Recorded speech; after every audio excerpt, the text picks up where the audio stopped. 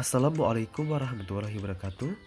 Kami dari kelompok 4 akan mempresentasikan makalah dengan judul Konservasi pada tingkat komunitas. Kelompok 4 beranggotakan 5 orang anggota.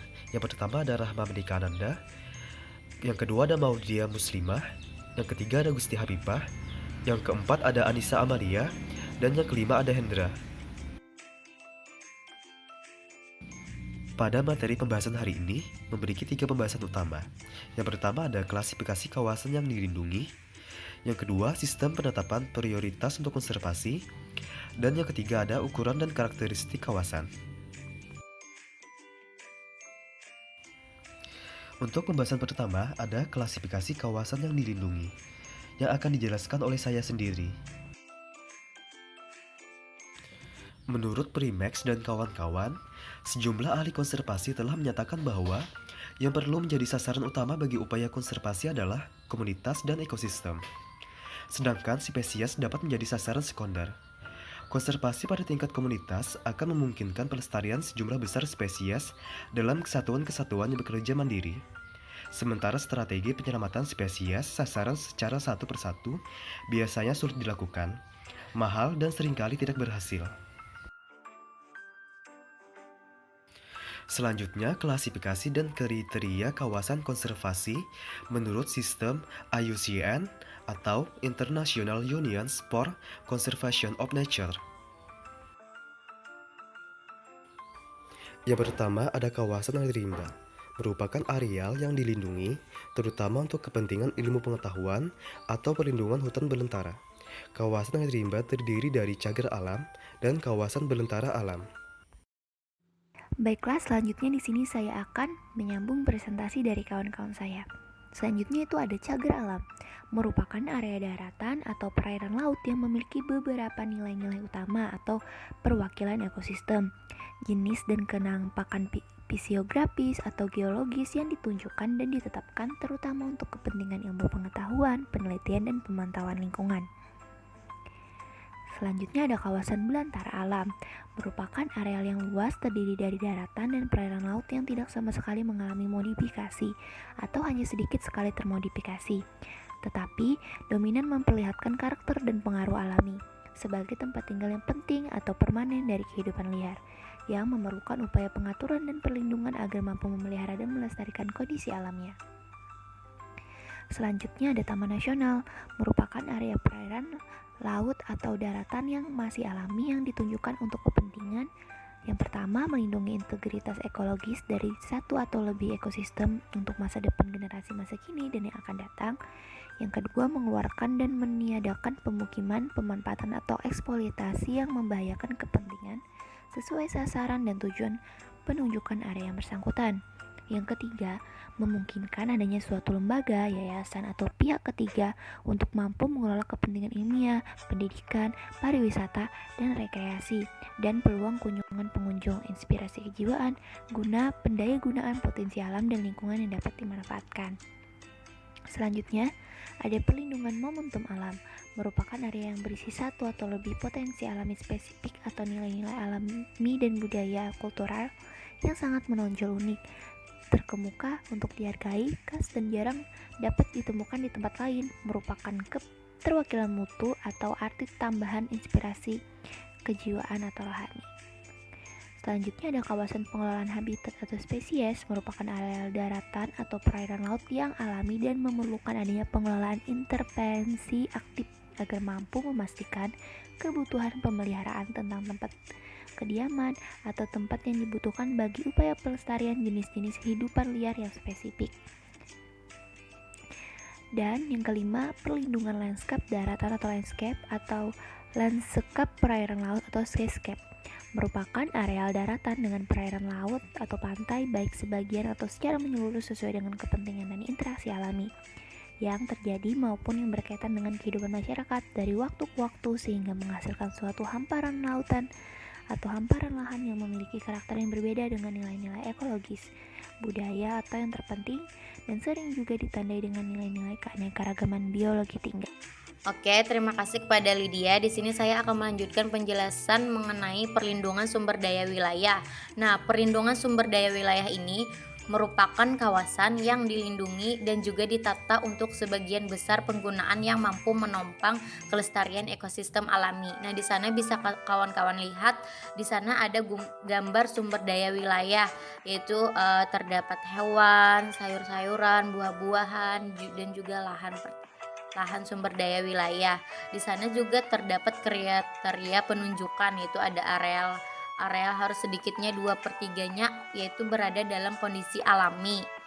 Kemudian hal tersebut pun juga walaupun mungkin juga berisi areal terbatas dari ekosistem yang telah mengalami modifikasi dan juga perkebunan komersial besar umumnya kurang sesuai untuk kepentingan tersebut. Kemudian juga ada areal yang harus memiliki luas yang cukup untuk menyerap sumber daya yang dapat menopang kepentingan pengguna tanpa menimbulkan kerusakan untuk jangka panjang pada keseluruhan nilai-nilai alami yang ada.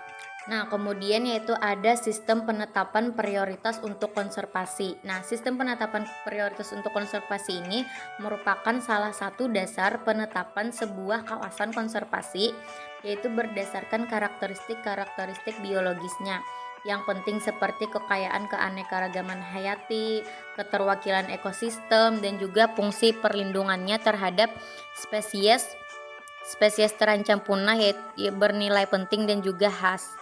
Nah, kemudian juga di sini ada tahapan dalam sistem penetapan prioritas untuk konservasi ini, yaitu yang pertama ada usulan inisiatif calon kawasan konservasi. Nah, kemudian juga ada identifikasi dan juga inventarisasi. Kemudian juga ada pencadangan dan juga penetapan serta penataan batas. Nah, kemudian di sini yang pertama yaitu ada usulan inisiatif calon kawasan konservasi. Nah, usulan inisiatif calon kawasan konservasi ini yaitu usulan yang dapat diajukan oleh pemerintah, Pemda, MHA, ataupun setiap orang. Nah, pengajuan usulan tersebut disampaikan kepada menteri ataupun gubernur yang memuat kajian awal dan juga peta lokasi yang mencantumkan target konservasi tersebut. Nah, maksud dari target konservasi ini yaitu keanekaragaman hayati, sumber daya ikan dan habitatnya, dan juga situs budaya tradisional. Nah, adapun juga perlu kawan-kawan ketahui peta lokasinya itu berupa nama, provinsi, kabupaten atau kota, pulau, pantai, teluk, tanjung, selat, laut, ataupun samudra. Nah, apabila di dalam wilayah kelola MHA itu dilakukan penyerahan oleh MHA tersebut kepada pemerintah ataupun Pemda dalam berita acara serah terima tersebut.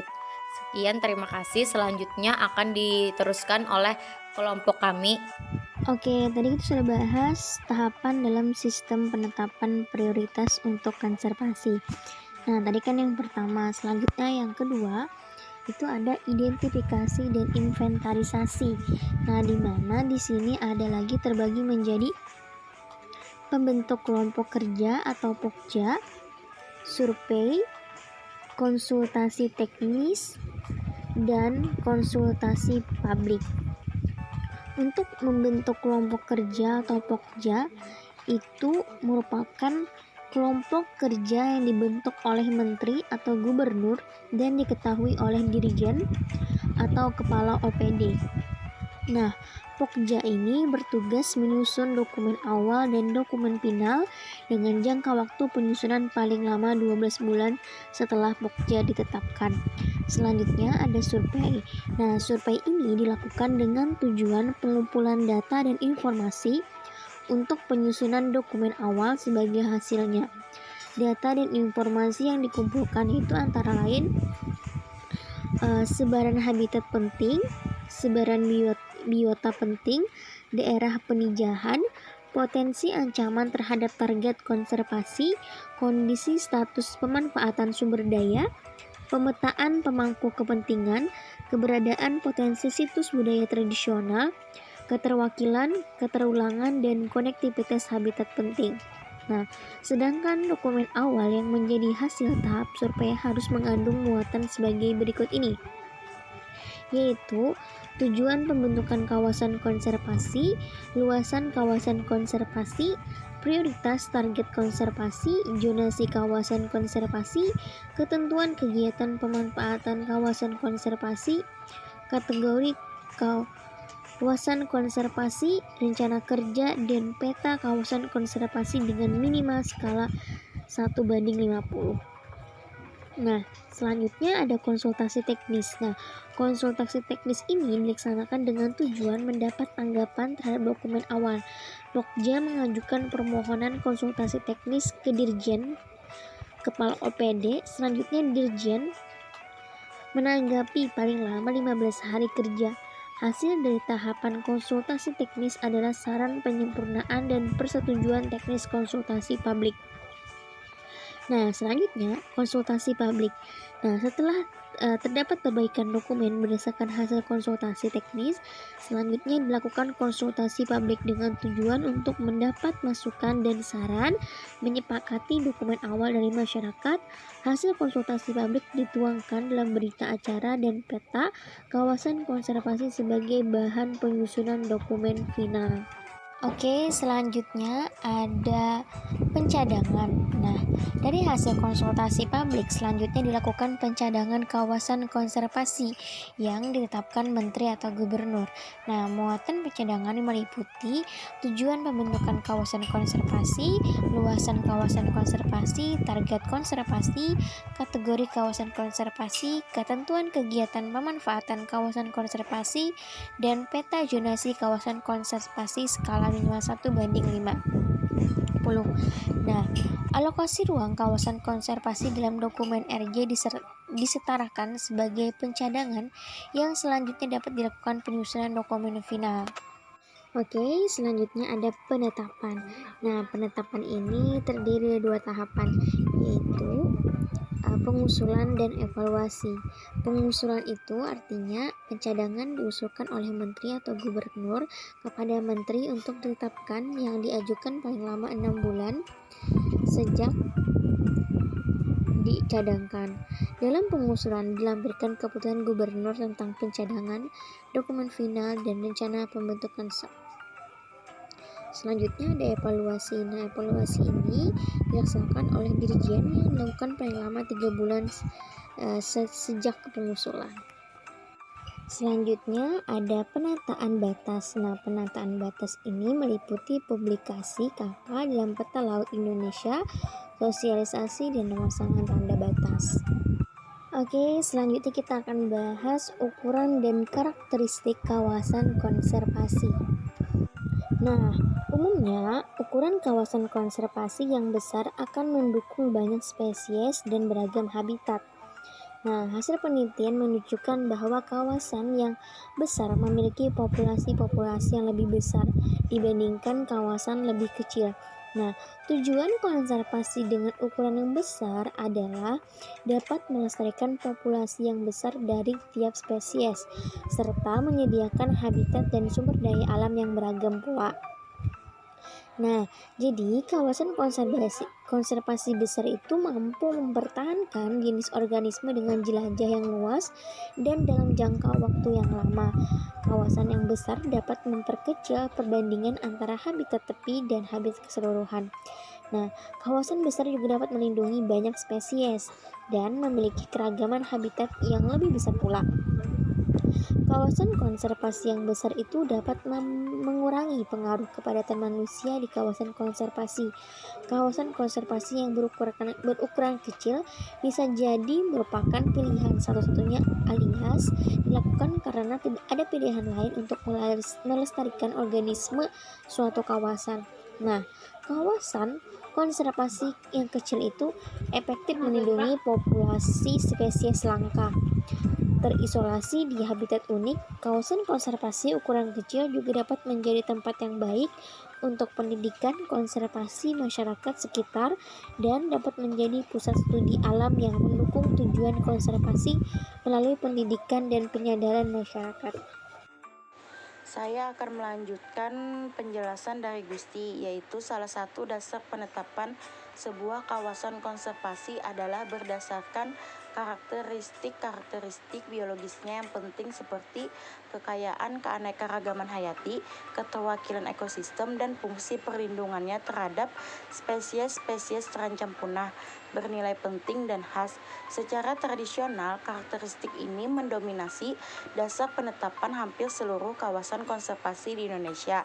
Sebagian besar kawasan konservasi menempatkan kandungan keanekaragaman hayati sebagai bagian yang paling penting untuk menjadi perhatian dalam pengelolaan kawasan konservasi. Yang selanjutnya, karakteristik dari kawasan konservasi. Yang pertama, karakteristik keaslian atau keunikan ekosistem seperti hutan hujan tropis yang meliputi pegunungan, dataran rendah, rawa gambut, dan pantai. Yang selanjutnya itu habitat penting atau ruang hidup bagi satu atau beberapa spesies flora dan fauna khusus, endemik, hanya terdapat di suatu tempat di seluruh muka bumi, langka atau terancam punah seperti harimau, orangutan, badak, gajah, beberapa jenis burung seperti cendrawasih, kakatua julang Papua, serta beberapa jenis tumbuhan seperti gaharu dan beberapa jenis anggrek. Yang selanjutnya, tempat yang memiliki keanekaragaman plasma nuktah alami. Yang selanjutnya, bentang alam, lanskap atau ciri geospik yang bernilai estetik atau ilmiah. Yang selanjutnya, fungsi perlindungan hidrologi, batu, tanah air, dan iklim global. Dan yang terakhir, pengusahaan wisata alam yang alami, danau, pantai, keberadaan satwa liar yang menarik.